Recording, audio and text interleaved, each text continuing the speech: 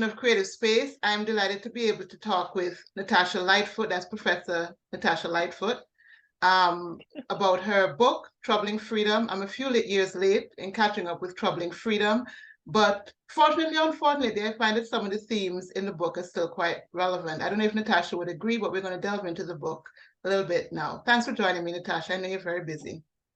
Thank you so much for having me. Would you agree that the themes in the book are still relevant? I would. I feel as though a lot of what took place among, the people becoming free in Antigua and Barbuda in the 1830s and 40s and 50s explain a lot of the struggles that still exist among Antigua and Barbuda's community today, for sure. Can you give an example?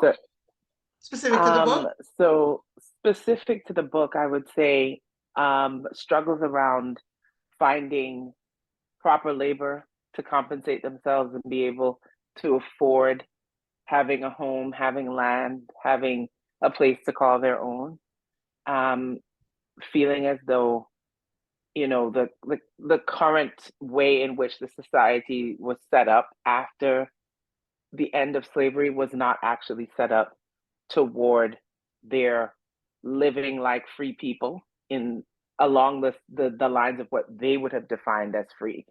I would think that certainly the struggles that existed between free Antiguan men and women that I chart in certain chapters of the book are definitely aligned with certain struggles now. I think the devaluation of women's bodies, the devaluation of women's labor, the fact that women were subject to such violence inside of the home. The tension as well, going back, because the section you're talking about has to do with the, I would say the church chronicles about social existence of freed people, and the fact that the women were I would say Black women generally in this part of the world didn't have the luxury of being the stay-at-home wife now fighting for the right to work. We always had to work. And that created tension between in the post-slavery society, from what I'm reading in the book, that created tension between the family unit that the church was trying to prescribe for the social advance of the people.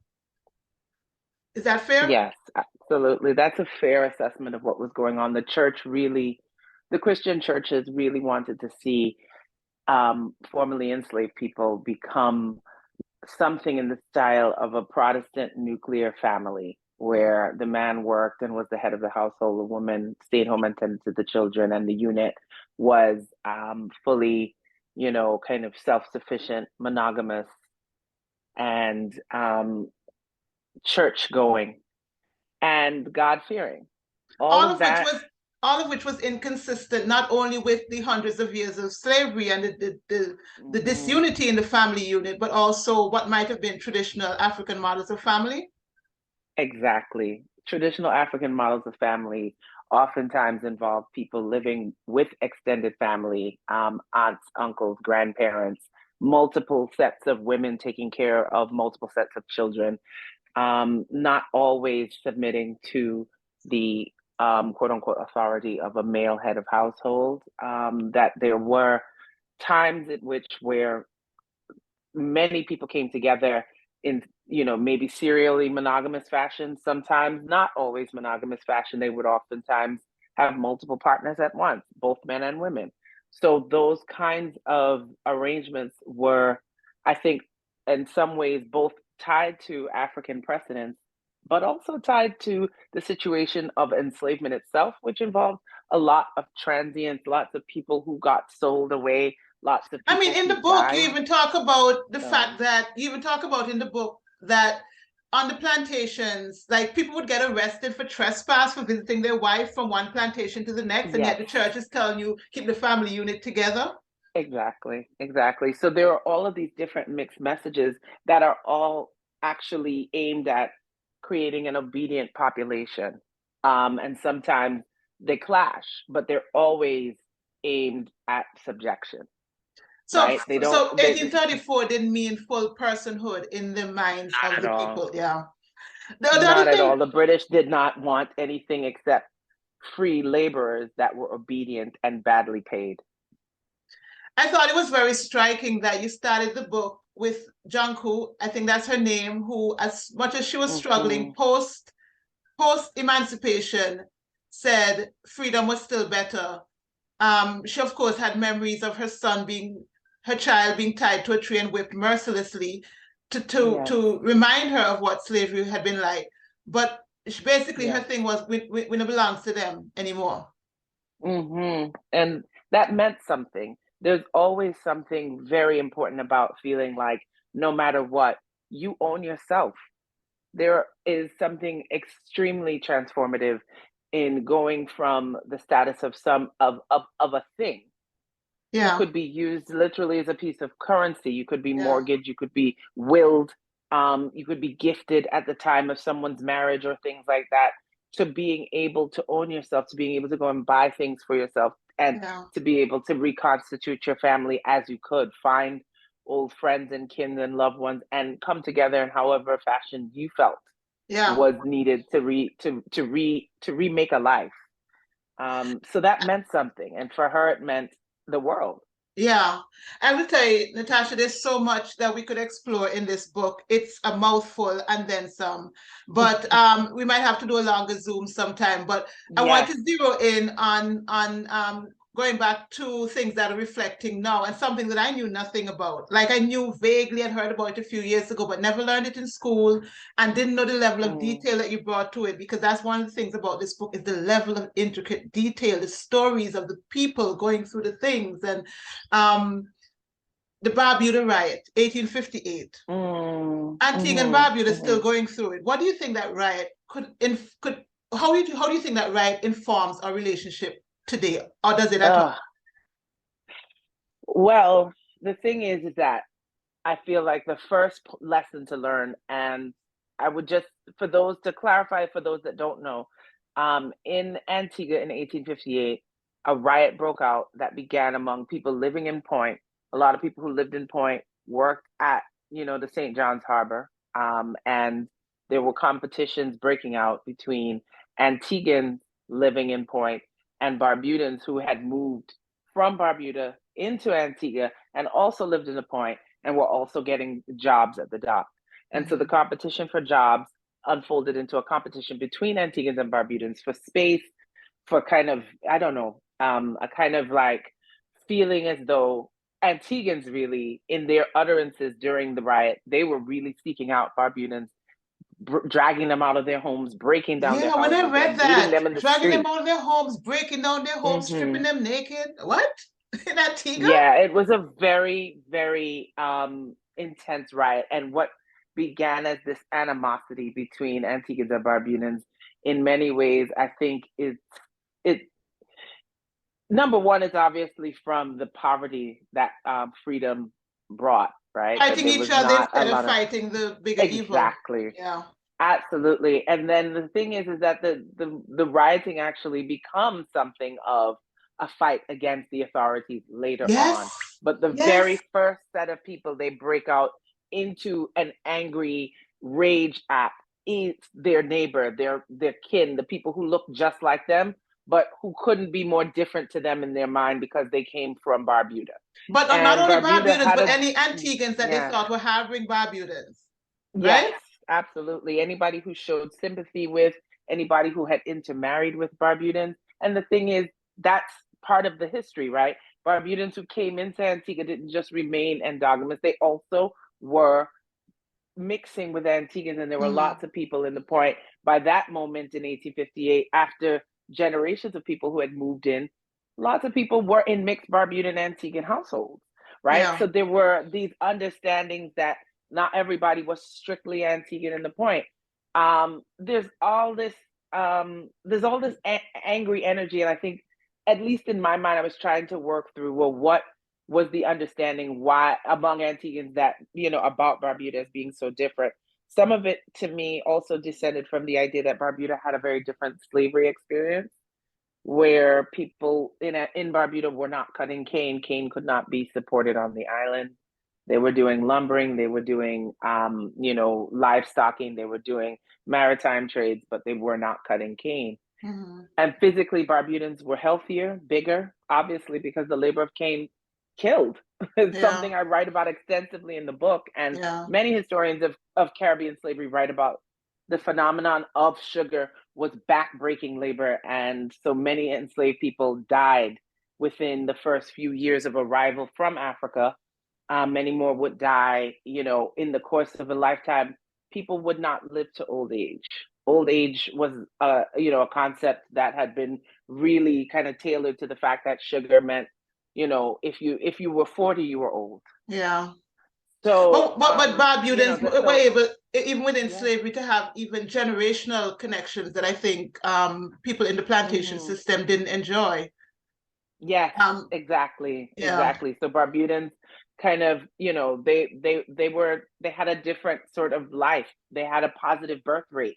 People were reproducing. People were, living healthily to a much older age. They had, like you said, these generational connections.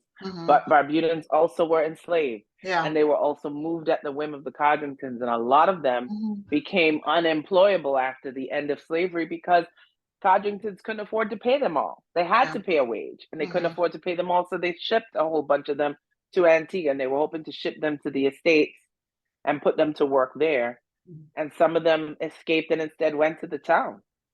And so there's a whole free Barbudan population building the town, and Antiguans were angry at this population and felt like these people were quote unquote foreigners taking bread out of their mouths. So there's a certain type of animosity and a rendering of Barbudans as foreign. Some of that is colonialism, because really we have to talk about how colonialism arbitrarily throws sets of people together.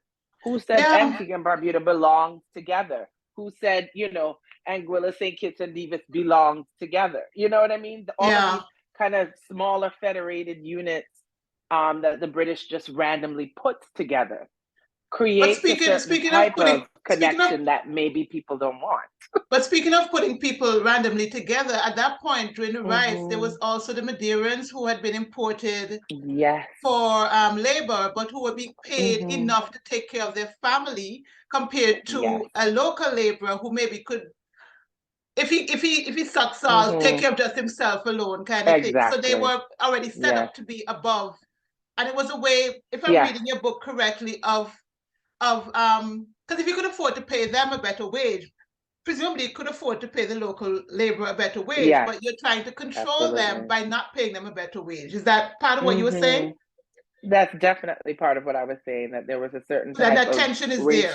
Or racial calculus that was applied through class, basically, by saying we're going to create a better class of people who are visibly lighter skinned because they are mixed Portuguese and African, right? So they came in already very fair. Those people were seen as coming in family units. They were fleeing Madeira because of a famine. Madeira was a place that produced wine. And so when there was a great famine in the 1840s, the British would already managed to get control of that island, even though it was technically a Portuguese territory. They bring a lot of their people from Madeira. A lot of the people there get distributed into British colonies across the Caribbean. Most of them go to Guyana, but a number of them get sprinkled across other islands. And so a couple thousand end up in Antigua. And from the minute they get there, within about a decade, they're able to get off the plantations because so not even a generation, less than a generation, they're able to move out. Less than a generation. Wow. Absolutely. And many of them become bread bakers. The style of bread that we bake is a Portuguese style of bread. And that's something I've always wanted to do more research on, but definitely, if you've ever tasted, I remember going to a Brazilian bakery once, and the bread tasted so similar, and it's all the things. So there's a connection right there. There is. The bread. They became bread bakers. Absolutely. They the bread that we sway, cultural Antigua bread. But this is the thing about culture, right? It's always been hybrid. It's always an adaptation. And so Black people might learn a thing and make it theirs and make it better. You never know. You know what I mean? The same way some people might learn from us. You understand what I mean? So it's all a mix. But the other thing that Portuguese moderns came in and did was they became liquor distributors and rum shop owners. So Portuguese are also seen as foreigners, and they are also targets of the rage in 1858. A whole number of them their rum shops are targeted and also destroyed in the course of the uprising. But I would tell you what, I was talking to some other Antigua. Did you know about this riot in 1858? No, we never knew anything. Products of the Antigua education school system here. But but then I spoke to them about the different people that were being attacked during this riot, like the police. They stormed the police station. They stormed the police chief, took his car. White people, Portuguese, they were like, no, they didn't attack white people. They were like disbelieving of that. Like they couldn't accept the attacking. But no, that didn't. And I'm thinking, why is that so hard to believe? I mean, all the uprisings would have targeted the plantocracy, but somehow we believe in 1858 that we drew a line between the attack, between targeting the enemy that we used to target. And it just felt weird to me that that was our line. So it was interesting. I don't know, what do you read from that? I read from that the very point that you made just in passing before asking me the question about the Antiguan colonial education system and the idea that the way that slavery and the history of colonial slavery is taught doesn't involve the teaching of radical ideas about Black freedom. And this idea that Black people could actually spot the fact that much of their oppression, even though they felt like they were in competition with other Black people, that their oppression was sourced from white power, white financial power, white social power, and that they could easily find reason to attack the police and attack, planters who happened to be in town in the midst of the uprising. That happened. Paul Horsford and there were levels to this Horsford too. Came into town and caught a stoning. Yeah. So how do you that's what I read. I saw it in the archive itself. Again, these are the kinds of things that seem spectacular and unbelievable, but this is exactly who Black people understood. They knew in their heart of hearts, this is how slavery comes to be. It's the representations of British white power walking around every day. Yeah. Yeah. I would tell you the only part that had me like, what, that happened, was the levels of espionage. I don't know if that's the correct word for it, but dude infiltrated the police in order to help the rioters. I was like, yes. It's the individual stories were incredible. There was like something like a 300-page trial document that I went through, and some of the stories, the little boy Nanton, who, was in the street throwing stones with his elders. And I said, that's intergenerational radicalism right there. Yeah. The fact that, as you said, there was this guy who, kind of, because again, certain policemen were white, but certain ones were mixed and fair-skinned. And so this man, instead of, casting his lot with his skin color privilege, he said, let me use it to help my Black brothers and sisters. And he went and he infiltrated the police for a while and was trying to get people out of jail and trying to, basically disrupt from the inside. So there were all of these incredible stories. And the thing is, it speaks to the sort of messy way that Black resistance unfolds. We like to think of, sort of like, kind of coherent unit of once everybody decides we're going to rise up, everybody's on the same page. No, that's not true. First of all, obviously there were Black victims that brought people to the street in the first place. And then it becomes something of an anti-colonial movement. So it unfolds in this messy way that starts with people not even recognizing that, they had more common cause with Barbudans than they had reason to be violent and assault them. But it's telling so that it kind of rippled out. Yes, it ripples out. They figure things out. And there's something in it that is a lesson about how Black people felt about their enslavement, about their continued colonialism, even after the end of slavery, that there's not full freedom if you can't also decide your political fate as well. And while it was a town event, there were aftershocks in the rural areas, yes? Yes, there were. And I think what was interesting too is that, there were people in the rural areas who were excited about it. And then there were other Black people who were saying, these people are causing trouble in town, which means there's going to be trouble for us. Yeah. So some Black people made statements saying we weren't a part of it. That's absolutely fair. This is another part of the way that uprising, that Black, resistance is a messy phenomenon. Some of the people in the country said, we categorically reject what these people in town did, and don't bring any heat to us. But you know what? Coming full circle to the question that I asked about the resonance, that point there, that resistance is still necessary, even though Antigua has been independent since 1981. For 40 years. Resistance is still necessary, but there are those who say, let's go. And there are those who are afraid, and there are those who are in the middle who are like, trying to go about their lives. Figure things out, there's lessons from all of that in terms of, I don't know, I would have to think more about what the lessons are, but there's certainly a mirroring of some of the things that are happening today, in my opinion. It's true. Again, the idea that some people speak out and are ultimately chastised for doing so, that having a problem with the way things are run is seen as a kind of, it's interesting, I guess, because now, like you said, we're in the phase of independence in Antigua, and so saying anything seems to go against the spirit of independence. Yeah. But you should always be able to critique how you are governed. That's part of the spirit of independence. I mean, the real spirit of independence is diligence to protect the freedoms that were fought for. Exactly. There's so much more we could cover. I do want to touch briefly on how you did all of this, because it seems one, as a writer, as a creative writer, what I like that you did, I mean, there are parts of the book that are more scholarly and that I struggle with a bit more, but the big part of it, the majority of it, it's just stories of people, but stories that it's not made up. But you're getting the motivation, you're getting the choices, you're getting the relationships,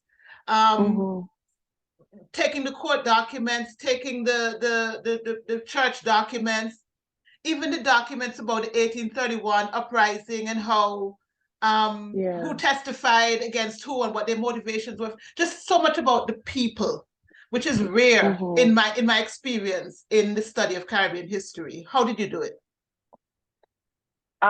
So I will start by just saying that the archives of Caribbean slavery and freedom are all colonial, that Black people didn't have much access to literacy at all. So you normally would get their words or testimonies in situations where they've already gotten themselves into some kind of trouble, and they're either testifying before a court of law or some kind of government officer or church officer. So something has happened. Usually they have troubled the order why we are even getting their voice. However, there are lots of white people observing lots of what is going on at the time, and so much is happening in this moment. This big transformation of the UK saying, hey, we are now letting all of these people who were once classified as chattel slaves become free human beings. And again, obviously with all these caveats, but still, technically, legally, you are free. That's huge. And there are all kinds of white people who are anxious about it and are writing about it constantly. And so there's a whole plethora of records. But much scattered, of them right? They're scattered. They're at the British National Archives. Some of them are the personal papers of planters. Like I found the papers of a planter named Langford Lovell Hodge at Oxford. I found the papers. There's a Jarvis family plantation records at the University of Michigan. There's a number of papers in Antigua, assembly records. So the court, the court of law is one thing, but Antigua also had this appointed set of assemblymen who were sort of, chosen by the crown to run Antigua's affairs. The assembly records are in Antigua. The Codrington papers, which are all the people who were Codrington representatives living on Barbuda, writing back to the Codrington family in Doddington, in the English countryside. All of their records are on microfilm in the Antigua National Archives. I was kind of all over the place. Wherever I could find anything to do with Antigua, I found it. And one of the things I would do methodologically when I was dealing with white authored papers, it's hard, right? You're looking for Black stories, and I want Black people to be the subject of their history. I did not want to write a book about planters, a book about missionaries. Achieve that. I wanted to write a book about Black people in Antigua trying to become free, Black people in Barbuda trying to become free. When I had the chapters, bits on Barbuda, I wanted it to be about them. So what I would often do is flip what I was reading. I could never trust what I was reading. I oftentimes would say to myself, how do I figure out what's going on with Black people? I would have to zero in on the things white people were most anxious about. Or most angry about. Anything that bothered them the most, anything that made them the most nervous, that's usually where I could find the most spirited forms of Black expressions of freedom. And they were worried about Obia, weren't they? Oh, they were worried about Obia. They were worried about lots of things, right? Obia is a big problem for them. But even like people were dressing too nice. Because they thought the Obia person had influence. Right? Yes, absolutely. They were worried about people. They would try and put people in jail, and they were worried that people in jail were, you know, like the jail had become like a site for Obia tutelage because, you know, so they jailed people for Obia. And then when they reached the jail, it's like, are they in there trading secrets with one another, you know? But I'm telling you, they were worried about so many things, Joanne. They were worried about people dressing past their station in life. The idea that you had made a little money and you might dress nice on a Sunday and go to the market, that was a problem for them. That was a problem that, you know, people wanted to occupy public space in a new way. There were all kinds of things that just set people off. It's almost as though they wanted you to work and then disappear. Yes. Because the idea of just existing seemed to be a problem.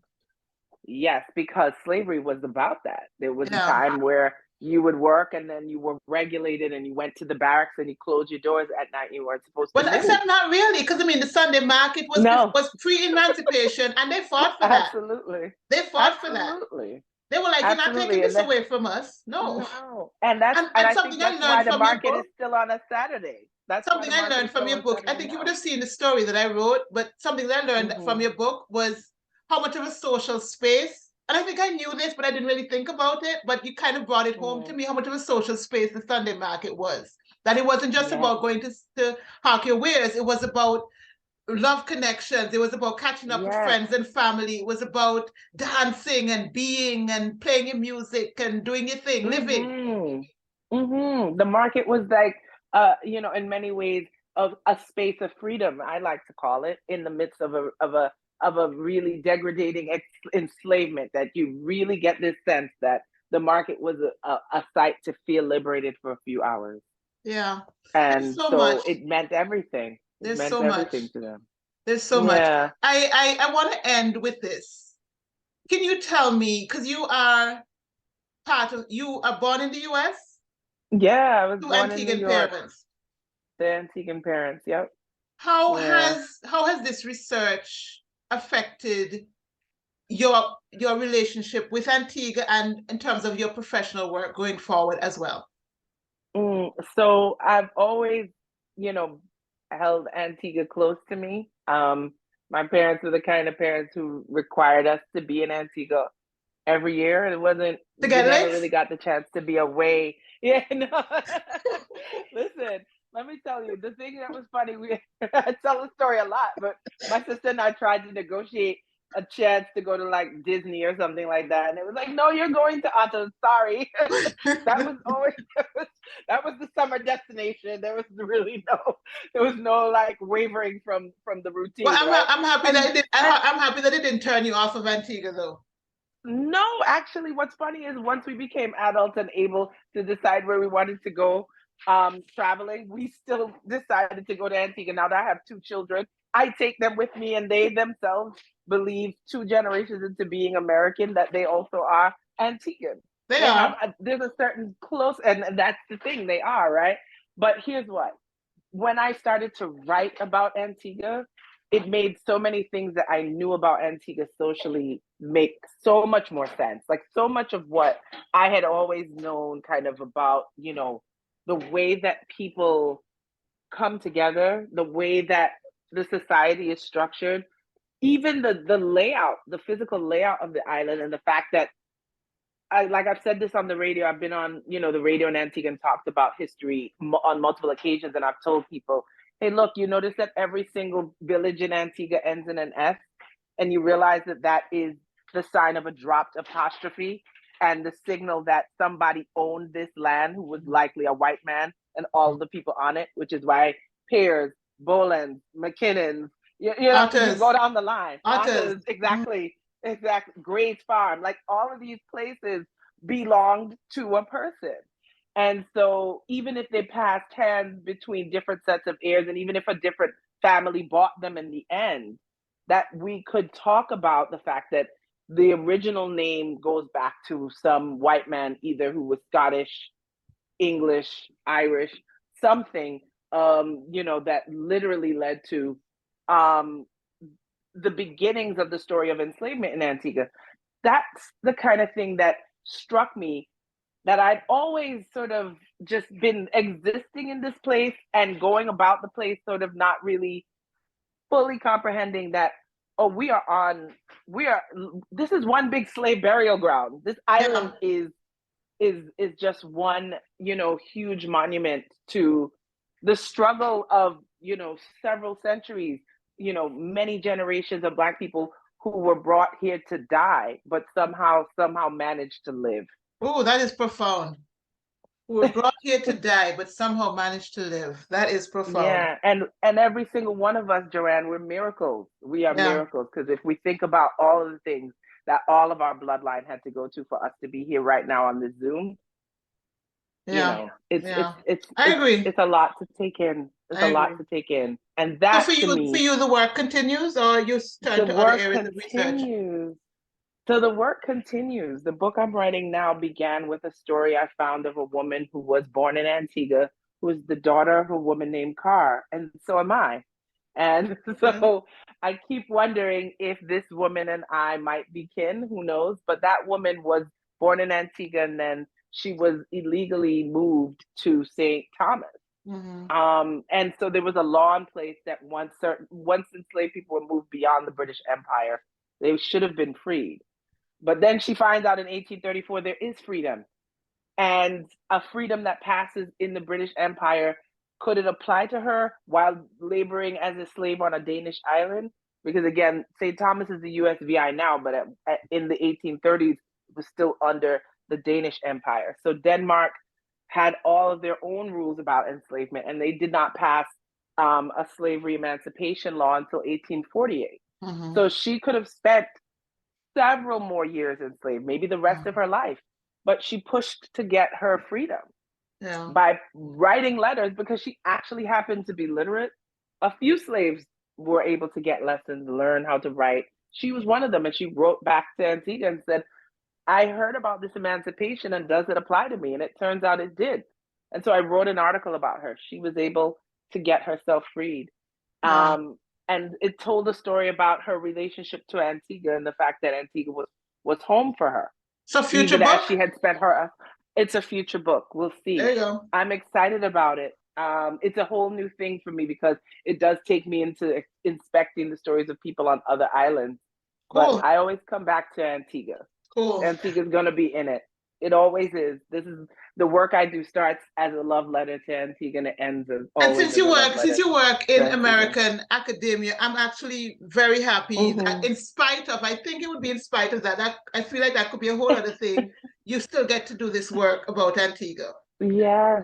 It's actually, I don't know if I could have done it as easily if I were in Antigua, interestingly. That's another conversation for another time. But so we'll have to talk again. We'll have to talk again. But if this Zoom isn't the case for reparations, I don't know what is, because so much of what we've talked about is about the what is owed to us still because of what was done to us. In my opinion. I'll put you on the line. In my opinion. Well, I believe in reparations. I really hope we'll see it in our lifetimes, but we at least have to fight for it for our children's lifetimes. 100%. Somebody needs to get what we are owed. We need to get back that 20 million and then some. Oh gosh, and then some with interest. With interest. Thank you so much, Natasha. I appreciate the time. I know you're very busy. Thanks for having me. Thank you so much, and more soon. More soon. Please, let's do this again.